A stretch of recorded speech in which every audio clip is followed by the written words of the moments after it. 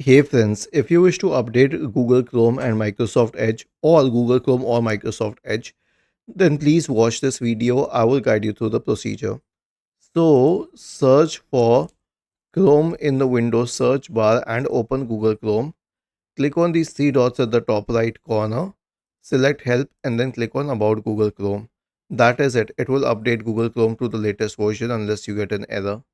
And as for Microsoft Edge, the procedure is fairly similar.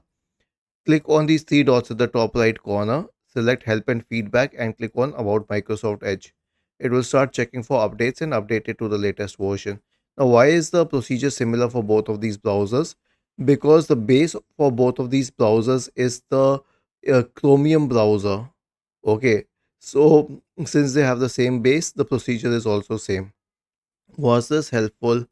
If yes, then please subscribe to the channel.